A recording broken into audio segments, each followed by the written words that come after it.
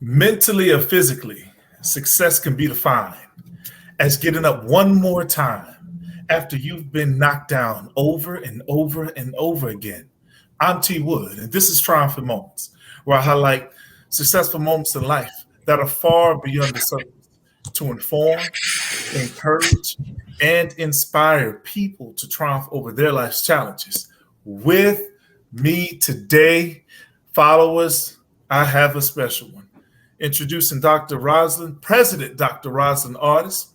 She's born in Springfield, Massachusetts, and raised in Southern West Virginia.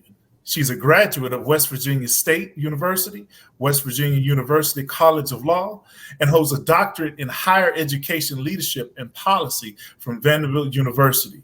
She was the first female president of Florida Memorial University from 2014-2017, and currently is the 14th president of the Benedict College, and the first female to hold the position. A prolific speaker, critical thinker, and fierce advocate for educational access.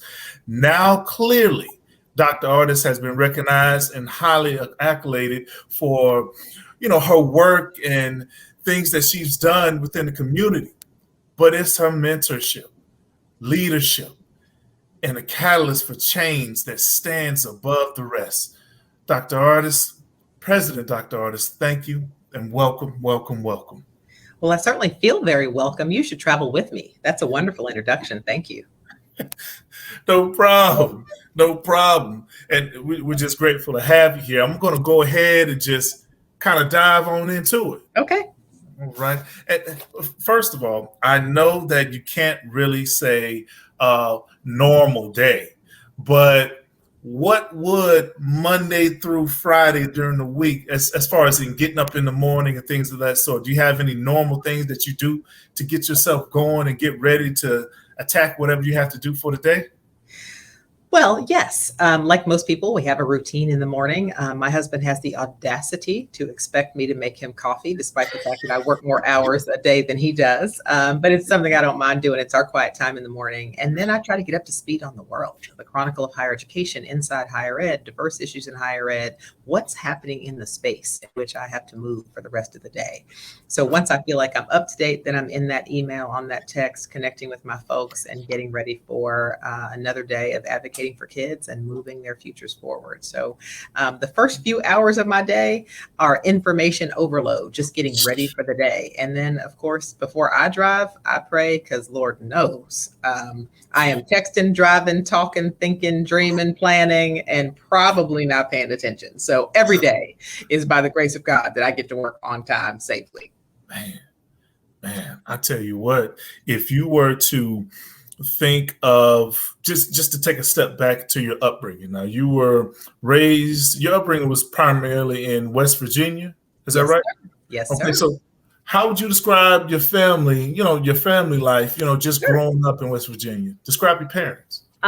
Great question. So my parents, neither of my parents was college educated. I am a first generation college student, as are so many of the students we educate here at Benedict College.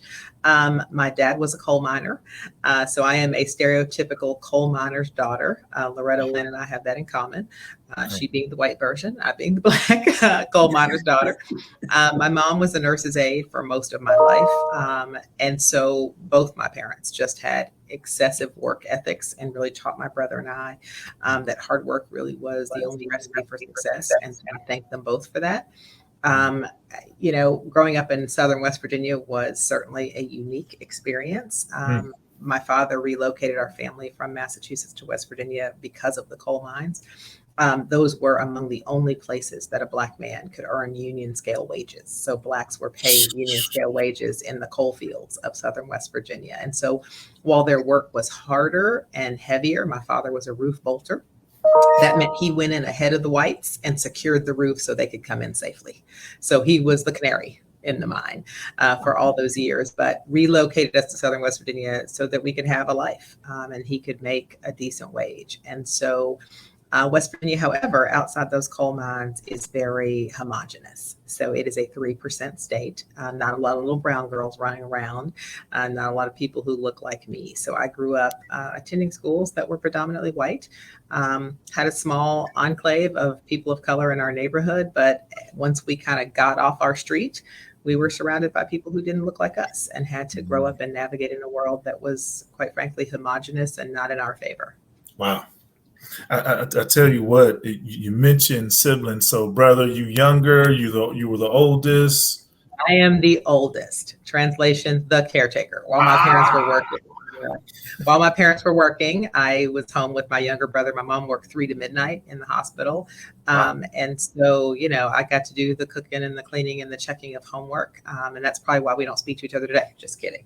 Just kidding. We love each other.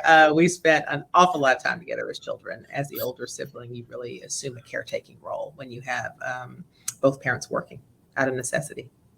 I tell you what, so in the whole sibling, I don't want to say rivalry or anything of that sort. I'm better. That's just it. It's not right. It's decided. And so he would watch this and be able to confirm, yeah, she pretty much led. He would have to say his sister took very good care of him, and that as the older sibling, if he has ever needed help, I have always been available to assist and support my little brother. I am an enabler. I am his greatest enabler and caretaker. Recognize the truth, brother. Recognize. Yes. Big shout out to you. Thank you. Well, I tell you what, growing up in, let's say, growing up in your household, how would you describe, how did the option of an HBU come into play as you were in high school? So completely by accident. The truth of the matter is, although my parents understood the value of education, they didn't understand the value proposition, which means they had no way to pay for it. There was no college fund. I grew up in the Reagan 1980s. That's when Pell Grants were decreased. And so my father worked. So we were what we call the working poor. You were penalized for working during that period of time. So I was not eligible for a Pell Grant. The very thing that makes it possible for so many kids to go to college wasn't an option for me. And so my parents very seldom even discussed college. They didn't ask me if I wanted to go. They didn't encourage me to apply because they were worried they had no way to pay for it and didn't want to get my hopes up. So wow. I was kind of hearing other people saying they were going to college, and I thought, well, I want to do that. I was a very good student. My teachers really always encouraged me. You're going to go to college. You're going to do great things. I decided very early on I wanted to be a lawyer. And so my teachers really supported that dream. And so I applied to 20 or 30 colleges and got into all of them. But how do you pay for it? I tried to figure out how to fill out the FAFSA by myself. I tried to figure out how to apply for scholarships, and a miracle happened because God is God and things work the way they're supposed to work. And in 1988, I just dated myself, so now y'all know I'm old. I got a scholarship letter from West Virginia State, then college, now university, that gave me a full academic scholarship. And so the rest, as they say, is history. I didn't know it was an HBCU. I didn't know what an HBCU was because I grew up in a white community where HBCU was not an acronym that was familiar to everybody. And because I had no options for college, I was on my way to the Air Force. I had already enlisted and was scheduled to be sworn in on Tuesday. And I got the letter and opened it actually on a Sunday. It must have come in the mail on Friday. My mom opened it on Mother's Day of 1988. And we got a Mother's Day miracle. I got a full scholarship. So I was on my way to West Virginia State without having any idea that it was an HBCU or even what an HBCU was. Wow. And see, my next question that pushed me was, what drove, your decision to attend an HBCU, West Virginia State University? It sounds like was it more by chance? An accident, as you kind of mentioned? I like to say ordained. I think, God works the way he works. I think he could have given me a scholarship anywhere, but it was his desire and plan for my life that I attend an HBCU. And, I'm so grateful. My entire trajectory was changed because of that experience. To see people who look like me, to have a president who looked like me, a first lady who looked like me, a first daughter who looked like me, faculty, staff, roommates, friends, you name it. And I thought, I can get my hair wet in front of y'all. I mean, like all the things that we do as Black people who grow up in a predominantly white world to diminish ourselves, to Wow. not look different, to try to fit in. You wish I would jump in a swimming pool, right? Well, swimming is a required course when I was in school. And I thought, we're going to swim in front of people? Like our hair? Well, guess what? We all had this hair and we all jumped in that water and we all made it work because we were at home, right? We were among people who shared our lived experience, our physical characteristics, our curly hair, our brown skin. And it was an amazing awakening for me. When you think about, and just this is one basic understanding we have. As we continue to be allowed to breathe and we wake up in the morning, be able to see another day, having, our limbs, just basic stuff that we tend to kind of overlook. As we continue to have that, it's likely that you're going to face some type of challenge in your life, Mm-hmm. So with that being said, can you think back to any moment in your life that you've experienced, no matter what it was, that either was challenging for you or that you found a way to cope? It happened in your life and you found a way to deal with it and press forward, or you found a way to overcome it.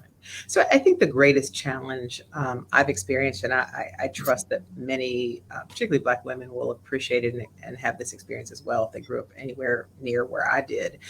It's the great identity crisis. It's figuring out who you are and where you fit in. Growing up in Southern West Virginia, I alluded to hair, right? So I would always volunteer to watch the towels and the radio, because not because I didn't want to swim, but because I didn't want my hair, to swell up in front of white people. I would sit with my legs crossed. Little kids say crisscross applesauce instead of keeping my legs out right, because I had, a white classmate say to me, "Why are your knees so black?" I mean, those kinds of psychological overcompensations that we make to fit into a world that does not appreciate our notions of beauty, our physical characteristics, et cetera. And so I had all these adaptations, right? All these ways that I kind of got in where I fit in. And then I came to an HBCU and had to go through a whole nother identity crisis. So it wasn't all ice cream and roses the moment I got there. Listen, I was listening to Bon Jovi. I had to learn how to be Black. I had to learn how to be Black. Do you hear me? You're not born knowing that, right? If it's not your culture, if it's not your upbringing, if you haven't been taught it, if you haven't lived it, walked it, eaten it, breathed it, you almost, so people always say, at an HBCU, you can be yourself. Like Black people can be their authentic selves. Listen, my HBCU taught me what my authentic self was. Come on. My HBCU told me I was Black. And I said, okay, and they said, do you know what that means? Right? Do you understand who you are? Do you understand the ilk, the stock that you come from, the blood that runs in your veins? No, because nobody white ever told me. Right? So it took me getting there and recalibrating and overcoming a second identity crisis where I understood that I was actually at home. For the first time, perhaps, I was actually at home. And so really had to wrestle with that, and then it got really good to me, and here I am. I never left, right? I never wanted to leave our environment. See, that brings the question: how would you describe, your experience during college? Your, let's say, social life, and the ins and outs, getting to class. That experience there, were you more shy, shying away from folks, or were you more, Yeah, I mean, again, they were listening to MC Hammer. I was listening to Bon Jovi. I mean, I had to figure this thing out. I had to figure out kind of who I was and where I was from. I ate, cream of wheat. They ate grits. Okay, what that is. I mean, I had to, it took me a minute to adapt. So glad I did. I like grits now, but it took me a hot second to figure out what exactly was happening. And so there was a moment of just recalibration, adjustment, but the warmth of our people, right? The warmth of our culture and our people, and the fact that you do feel at home. That period was really very short. navigating around that campus was a transformational experience, as it is for most students who attend HBCUs. We are small. The largest among us, I guess A&T now is about 12,000 students. So if you think about that in the grand scheme of higher education, that's really a very small population. Benedict is 2,000 students. So we know each other, right? We know who your people are. We know where you came from. We know how you acted when you got here. When you got brand new, we saw the change. I mean, Come on. you know, and so I think that it was that kind of small campus environment where I had opportunities for leadership, where I had opportunities to see the president up close and personal, where I had opportunities to talk to my faculty and they pour into me and help me, that I wouldn't trade for anything. I wouldn't trade it for anything. Now there's a good few positive things happening at Benedict College. Can you enlighten us on what's going on here? Well, you know, I passed on the opportunity at the beginning of the interview to amplify Benedict College, but I'm not going to do it again. So Benedict College is the HBCU that put the BC in HBCU, just to be clear. We are 152 years old. Our birthday party was crashed by COVID, so we did not get to fully celebrate our sesquicentennial anniversary 2 years ago, but we're going to go back. Our history is too important not to amplify. Benedict is the birthplace of Septima Clark, the mother of the civil rights movement. Benedict is the birthplace of Leroy Walker, the first African-American to lead the U.S. Olympic Games. Actually, the Olympics, period, not the U.S. Olympic Games, the Olympics.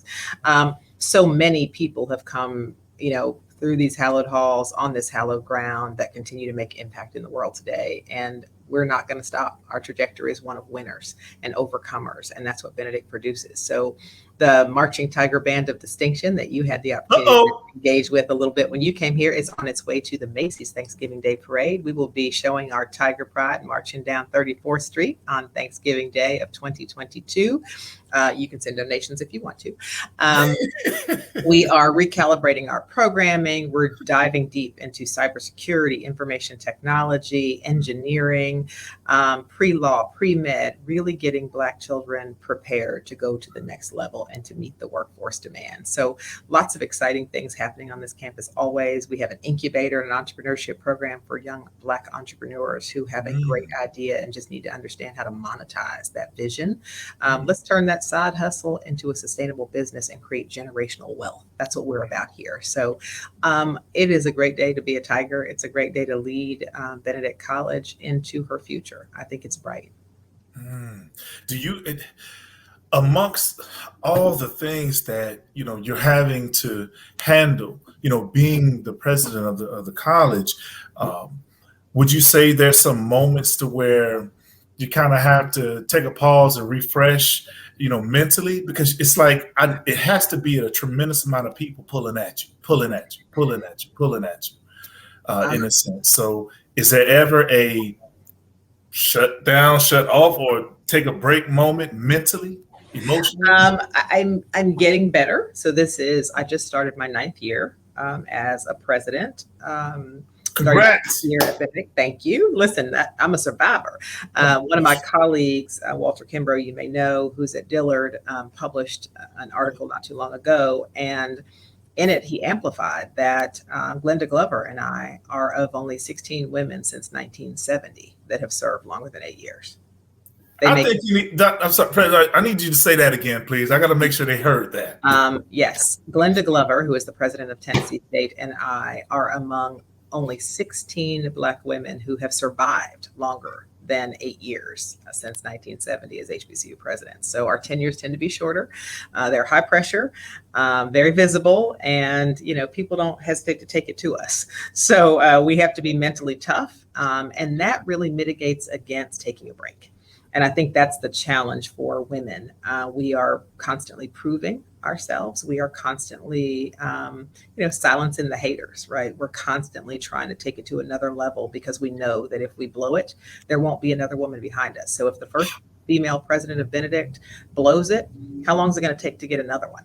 And so the pressure to do a good job is quite significant. And so we don't always do much in the way of self-care. That's something I'm really passionate about right now, mentoring other young women and helping them sort of carve out some me time. I I'm not doing it by example, but I'm certainly doing it in terms of saying, don't be like me. I need you to rest and practice self-care, because, I saw a meme or something on social media the other day that said your employer will work you to death and then maybe send flowers to your funeral and then replace you and keep it moving, right? So if we don't care for self, if we don't stop long enough to mentally recharge, to physically reinvigorate, it's not sustainable. It's just, you can't be your best self if you are a shell, a fraction of yourself. President Artis, first and foremost, what you said was so profound. That was so powerful.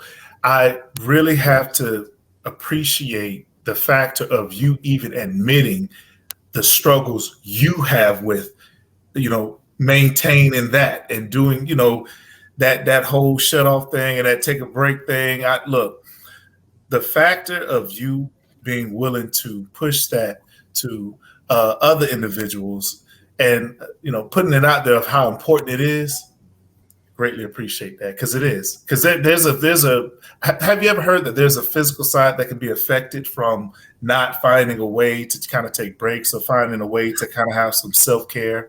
So I am 100% certain of it, and I know it to be a fact. I am certain that stress manifests itself in physiological ways, right? So I will be transparent and tell you I have the worst acid reflux. And guess what? It fires up when I have a massive deadline under tremendous pressure. Through COVID, I've been eating a lot of Tums, trying to make sure these kids are safe on this campus. And so that is not because I eat too much, red sauce. That is because your stress level impacts your physical health. There are physiological responses. And so as women in particular, and I don't know kind of the demographic of your viewing audience, but, I say to the women in particular, you have got to watch this, because I am a student of HBCUs. I'm a student of women leaders in HBCUs, and I've buried a few. Deb Saunders White at NCCU died in office. Michelle Howard Patel died immediately after leaving office. Listen, y'all. We've had sister presidents at Benedict College battle cancer while in office. We had Madam President Thompson at Coppin State battling cancer while in office. These are physiological responses to intense stress. And that does not mean they can't handle it, because they did it. They pushed through it. They went through treatment, and they made it. I mean, those that survived, right, never let their institutions down. But for those that didn't, at what cost? At what cost? I love the work I do. I love these babies. I love this campus. I love HBCU culture. But do I love it more than I love my own children, who will be orphaned if I'm not here? We have got to internalize self-care in the same way that we internalize the stress. And majority of the viewers and followers actually are women for the show. So, Dr. Artis, thank you. I mean, if you had to, there's something I created called Encouragement for Free. If there was something that, whether we talked about it during this episode or something that you grew up and were told by your folks and you just kind of learned over time, or your creed, if you will, what is some encouragement for free that you can provide and leave with all the listeners and followers of the show? Sure. So again, I must have a dual personality disorder, because the work ethic that my parents instilled in me is really captured in a Maya Angelou quote: life works for people who do. You cannot expect good results if you are not prepared and willing to put in the work to achieve those results. The caveat, however, is that Job and Job are spelled the same. God has a sense of humor. So it can be a job, a calling, a profession, a vocation, or it can be the trials of Job, right? I mean, it can feel like a punishment. Come you on. Need to love what you do. You need to love you a little bit, and be able to balance those two things. Life works for people who do, and life is lived by people who survive, right? So give yourself permission to take a breath, give yourself permission to take a break. But when it's time to work, go hard in the paint. Go hard in the paint for whatever it is you're called to do. Come on. And y'all know what go hard in the paint is. Come on. Y'all know what that is. Let's go. Dr. Artis, is there any particular sites or social media platforms that if anyone wants to just, they're encouraged by you, they just want to follow what you're doing with the college and things of that sort, or any other projects you might be participating part of, what can they go to online to follow or watch? So certainly follow Benedict College. Benedict.edu is our website. And of course, we're Benedict College on Facebook, Instagram, Snapchat, Twitter, you name it, Benedict is there. Personally, I am R. Clark Artis on Instagram, Rosalind Artis on Facebook, and R. Artis on Twitter. I don't know why I didn't have sense enough to keep those things consistent, but I'm not hard to find. Please take a moment, follow us, encourage us, pray for us, walk along with us as we continue the journey of educating young Black children for a 21st century economy.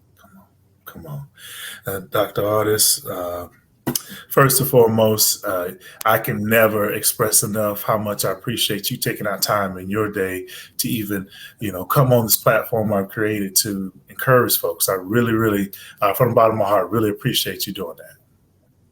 Entirely my pleasure. Thank you for giving voice to so many folks that perhaps wouldn't have it if it wasn't for you. Oh man, appreciate it. Appreciate it. As I've said before on many times and many occasions, sometimes in life you must fail in order to succeed. But one thing must remain certain and consistent, that you never under any circumstances give up. I'm trying for moments with T.Wood, and with me was President Dr. Artis. Y'all take care. Thank you for having me.